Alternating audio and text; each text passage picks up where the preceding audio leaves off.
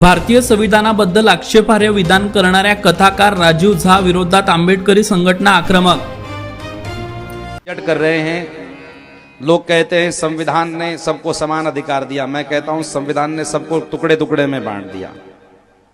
बाबासाहेब आंबेडकरांचा डॉक्टर बाबासाहेब आंबेडकरांचा भारतीय संविधानाचा भारतीय संविधानाचा या राजू झाला अटक झालीच पाहिजे। या राजू झाला अटक झालीच पाहिजे। जळगाव जिल्ह्यातील अमळनेर येथे कथा सांगत असताना धुळे शहरातील रहिवासी असलेले कथाकार राजीव झा यांनी भारतीय संविधानाबद्दल वादग्रस्त विधान केल्याने मोठा वाद निर्माण झालाय। लोक म्हणतात संविधानाने सर्वांना समान हक्क दिले, पण मी म्हणतो संविधानाने सर्वांना तुकड्या तुकड्यात वाटले, असे वक्तव्य त्यांनी कथा सांगत असताना केले आहे।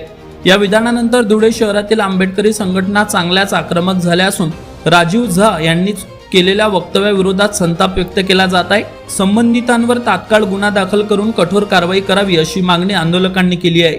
दरम्यान धुळे शहरात डॉक्टर बाबासाहेब आंबेडकर पुनराकृती स्मारकासमोर आंबेडकरी संघटनांनी आंदोलन सुरू केले आहे। यावेळी आंदोलकांनी जोरदार घोषणाबाजी करत तीव्र निषेध नोंदवलाय।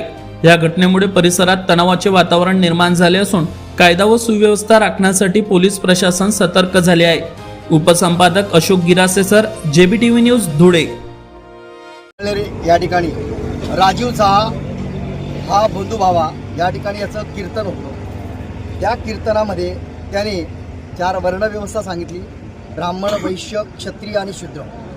हे जी वर्णव्यवस्था आहे ह्या वर्णव्यवस्थेला डॉक्टर बाबासाहेब आंबेडकरांनी ज्या पद्धतीने भारताला संविधान सुपूर्द केलं आणि हे संविधान दिलं, ते संविधान आणि वर्णव्यवस्था या दोघांची त्या ठिकाणी मांडणी ती मांडणी करत असताना संविधान हे कशा पद्धतीने चुकीचं आहे। जेव्हा ही वर्णव्यवस्था होती त्यावेळेस या ठिकाणचे जे काही लोक होते, भारतामध्ये राहणारे जे काही 18 पगड जातीचे जे लोक होते ते चांगल्या पद्धतीचे होते, अशा प्रकारचं त्याला पहिलं वक्तव्य केलेलं आहे। दुसरं वक्तव्य तो असं म्हणतो की या ठिकाणी राहणारे जे काही लोक आहेत, मग ते तेले असतील, चामार असेल, सोनार असेल, मातंग असेल, तांबोळे असेल, वेगवेगळ्या प्रकारच्या जातीच्या लोकांना याने उद्देशून असं म्हटलं की या लोकांना संविधानाच्या माध्यमातून जे कास्ट सर्टिफिकेट मिळतं आहे, ज्या सवलती मिळत आहेत त्या चुकीचे मिळत आहेत। तिसरी गोष्ट सगळ्यात महत्त्वाची अशी की संविधान हे कशा पद्धतीने चुकीचं आहे। जर संविधान नाही राहिलं असतं, वर्णव्यवस्था राहिली असती, तर या ठिकाणी समाजाचं आणि भारत देशाचं या ठिकाणी चांगलं नाव झालं असतं। म्हणजे संविधान चुकीचं आहे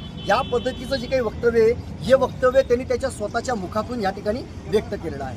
म्हणून संविधान चुकीचं आहे। संविधानासाठी विश्वरत्न डॉक्टर बाबासाहेब आंबेडकरांनी स्वतःचे 4 मुलं या ठिकाणी वाईट टाकली, त्यांची 4 मुलं एक्सपायर झाले आणि आज या समाजावर फक्त विशिष्ट एका जातीच्या समाजावर विश्वरत्न डॉक्टर बाबासाहेब आंबेडकरांनी संविधान लिहिलं नाही।